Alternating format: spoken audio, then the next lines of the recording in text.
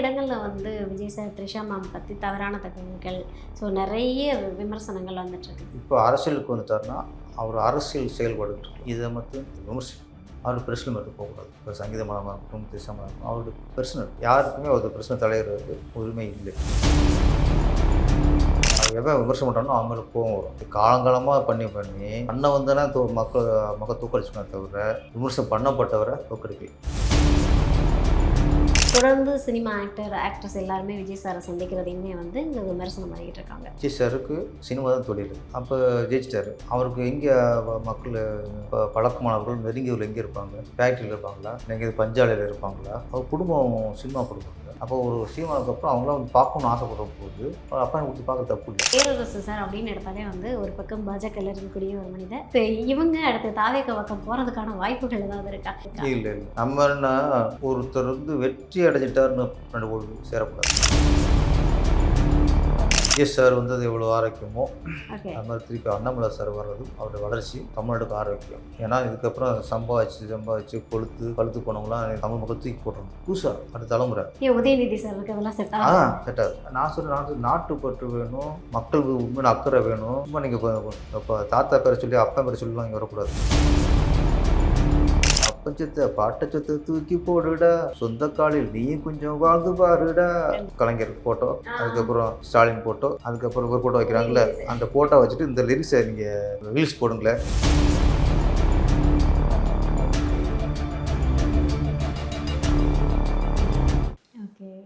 So இப்போ திருச்சி பேசுவாங்க, விமர்சனங்கள் பண்ணுவாங்க, இந்த மாதிரியான விஷயங்கள் சொன்னீங்கல்ல, நீங்கள் கேள்விப்பட்டிருப்பீங்கன்னு நினைக்கிறேன். ஏன்னா சமீப காலமாக விஜய் சார் சிஎம் ஆனதுக்கு அப்புறம் தான் இந்த மாதிரியான டாக்ஸ்லாம் வருது. பல இடங்களில் வந்து விஜய் சார் த்ரிஷா மேம் பற்றி தவறான தகவல்கள், ஸோ நிறைய விமர்சனங்கள் வந்துட்டுருக்குது. ஆஸ் அ டேரக்டராக நீங்கள் விஜய் சார் கூட ட்ராவல் பண்ணியிருக்கீங்க, இந்த விமர்சனங்களை எப்படி பார்க்குறீங்க சார்? இப்போ அரசியலுக்கு வந்துட்டாருன்னா அவர் அரசியல் செயல்பாடுகள் இருக்குல்ல, ஆமாம், இதை மட்டும் விமர்சிக்கணும். அவருடைய பிரச்சனை மட்டும் போகக்கூடாது. இப்போ சங்கீத மனமாக இருக்கட்டும், திசமாக இருக்கட்டும், அவருடைய பிரச்சனை கண்டிப்பாக இதில் வந்து யாருக்குமே ஒரு பிரச்சனை தலையிடுறதுக்கு உரிமை இல்லை. அவங்க அப்பா அம்மா இருக்காங்க, அவங்க அப்பா அம்மா யோசிக்கலாம், இதை பற்றி அவர்கிட்ட விஜய் சார் பேசலாம். நமக்கு என்ன இருக்குது ரைட்ஸ் அது இல்லை. அதுக்கான எடுத்து அவர் யாருக்கு கொடுத்துருக்காரு நம்மளுக்கு. அவர் அரசியல்வாதி. இப்போதைக்கு அரசியல்வாதிங்கும் போது அவர் ஓட்டு போட்டு மக்கள் தேர்ந்தெடுத்துருக்காங்க. தேர்ந்தெடுத்ததுக்கப்புறம் இந்த அரசியல் செயல்பாடுகள், அரசு செயல்பாடுகள், அதை பற்றி தான் விமர்சனம் பண்ணணும் தவிர பர்சனல் பண்ணக்கூடாது. அப்படி பண்ண மக்கள் அதை நிராகரிச்சுவாங்க, ஏற்றுக்க மாட்டாங்க. அவன் எவன் விமர்சனம் பண்ணுறானோ அவன் மேலே கோவம் வரும். இது காலங்காலமாக பண்ண வந்தனா மக்கள் தூக்கடிச்சுக்கணும் தவிர விமர்சனம் பண்ணப்பட்டவரை தோக்கடிக்கல.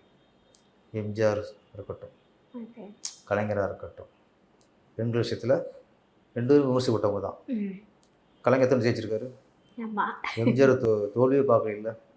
அம்மா ஜெயலலிதா மேடத்தை அரசியல் வந்ததுக்கப்புறம் என்ன விமர்சனம்,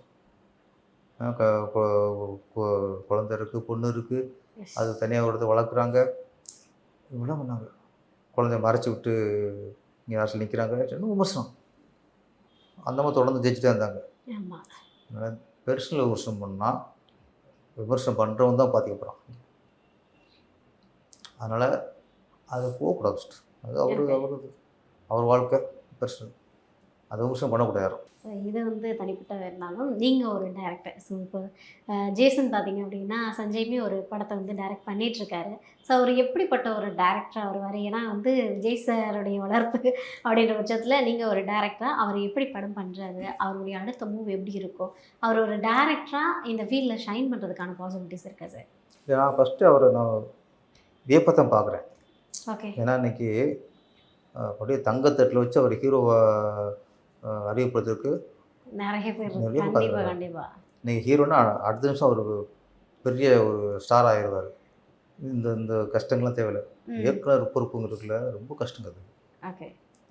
படம் பூஜை போட்டதுலேருந்து ரிலீஸ் வரைக்கும் ராப்போல் உழைக்கணும், நிறைய டென்ஷனு எவ்வளோ இருக்குது. ஹீரோக்களுக்குங்கிற அது இல்லை.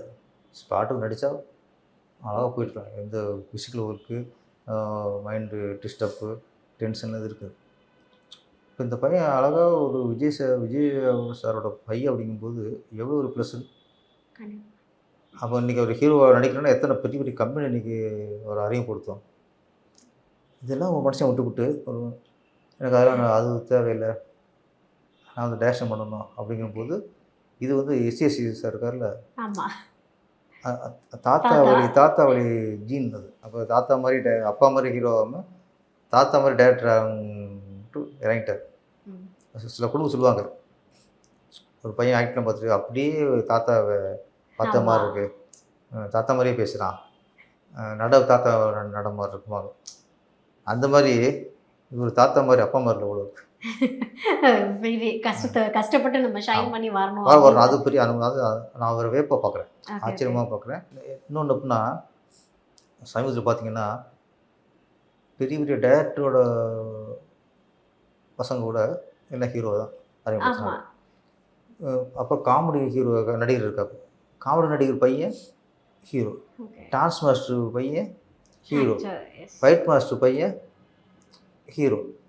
யாருக்கு சினிமா துறையில் யாருக்கு பிள்ளையா பார்த்தாலும் ஹீரோவை அறிமுகப்படுத்துறது தான் இன்றைக்கி எல்லோரும் ஆமா. முன்னுரிமை கண்டிப்பா. தராங்க தவிர எத்தனை பெரிய டேரக்டர் தான் பையன் டேரக்டர்னு நினச்சாங்க. இன்னைக்கு ஹீரோவை தான் பாக்யராஜ் சார்னா பையனை ஹீரோவாக்குறதே முக்கியம் கொடுத்துருக்காங்க. டிஆர் வந்து தன் பையனை ஹீரோ தான் அறிமுகப்படுத்தினார். பிஆர் சார் வந்து தன் பையனை டேரக்டர் அறிமுகப்படுத்தினார், ஹீரோ தான் அறிமுகப்படுத்தினார். ஆமா. நிறைய பொருள் காமெடி நடிகர் டெல்லி கணேஷ் பையனை ஒரு காமெடி நடிகராக அறிமுகப்படுத்தினார், ஹீரோ தான். டான்ஸ்மாஸ்டர் சுந்தர் இருக்கார்ல, ஆமா. அவர் பையனை டான்ஸ்மாஸ்டர் அறிமுகப்படுத்தினார், பையன் ப்ரோத ஹீரோ ஆகிட்டாப்புல.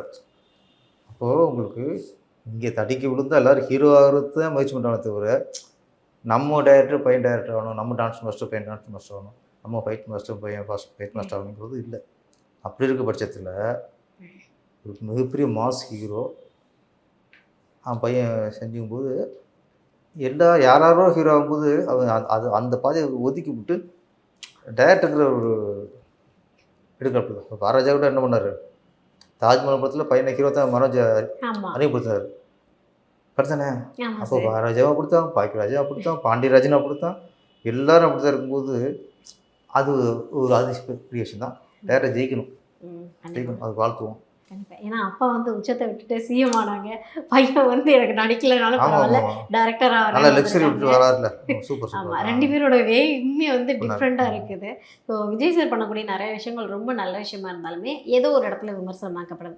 ஏன்னா நீங்கள் பார்த்துருப்பீங்க, ஜனநாயகன் படத்துடைய தயாரிப்பாளர் வெங்கட் நாராயணன் சாரை வந்து டெல்லி சிறப்பு பிரதிநிதியை அறிமுகப்படுத்துறது அப்படின்றது, நீங்கள் திரைப்படத்துலேருந்து ஒருத்தவங்களை கொண்டு வர்றது அப்படின்றது சரியில்லை அப்படின்னு பலரும் விமர்சனத்துக்கு உள்ளாக்குனாங்க.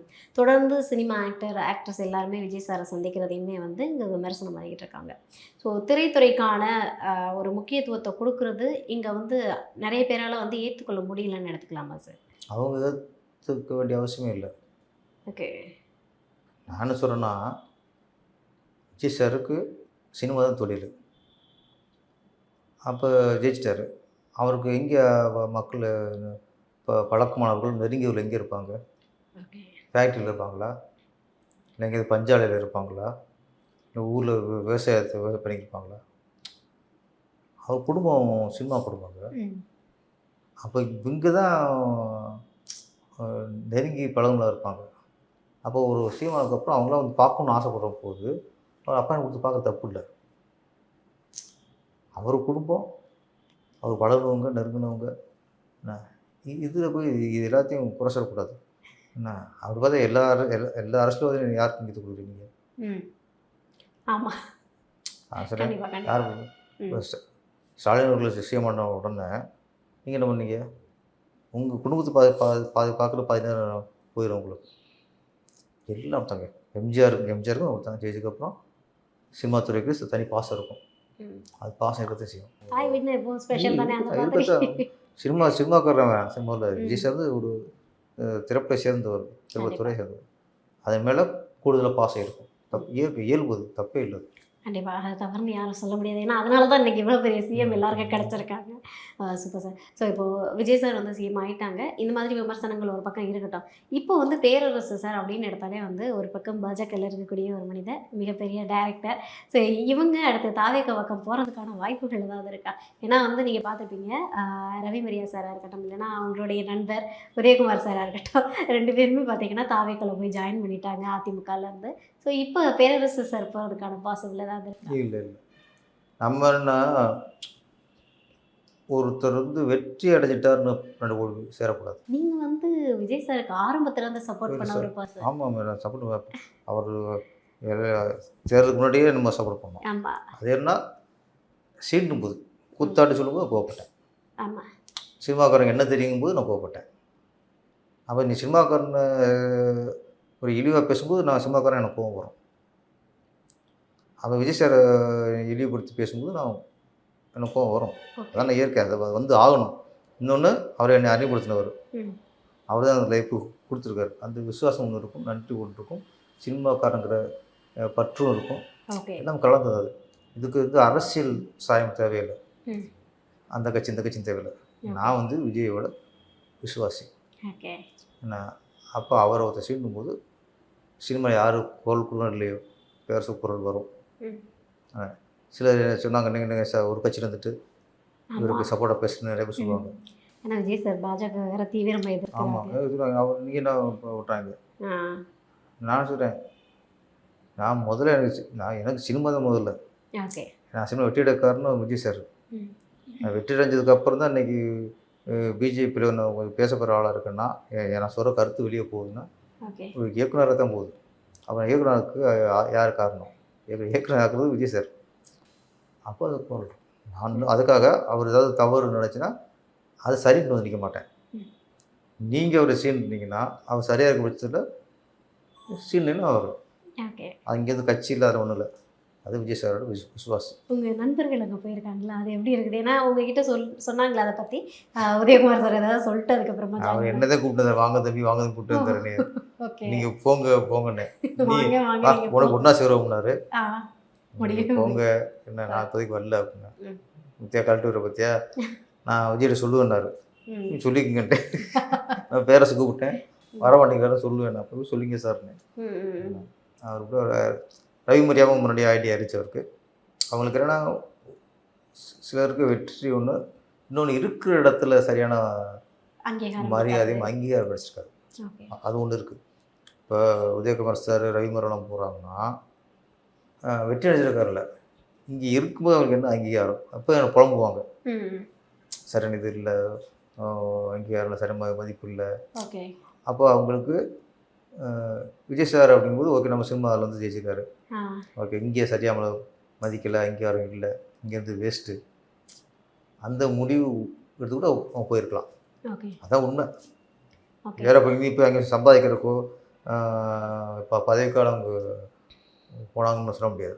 இங்கே என்ன இருந்துச்சு, இப்போ அங்கே போய் உடனே கொடுக்க போகிறாரு, அது இல்லை. இருந்தாலும் இங்கே இருக்கிறத விட அங்கேயும் சப்போர்ட்டாக இருக்கும், விஜய் சார் சப்போர்ட்டாக இருக்கும் தான் போயிருக்காங்க. Okay, super sir, super. So இப்போ நீங்கள் வந்து பாஜகலாம் இருக்கீங்க, இதுலேருந்து வந்து மாநில தலைவராக இருந்து அண்ணாமலை சார் வந்து வெளியில் வந்துட்டு வீத லீடர் அப்படின்ற ஒரு அமைப்பை தோற்று வச்சுருக்காங்க. இதை எப்படி பார்க்குறீங்க? ஒரு ஆரோக்கியமான அடுத்த தலைமுறைக்கு நல்ல ஒரு வரவேற்பாக இருக்கும் அப்படின்னு நீங்கள் நினைக்கிறீங்களா? அடுத்த தலைமுறை விஜய் சார் வந்து அது எவ்வளோ ஆரோக்கியமோ அது மாதிரி திருப்பி அண்ணாமலை சார் வர்றதும் அவருடைய வளர்ச்சியும் தமிழ்நாட்டுக்கு ஆரோக்கியம்.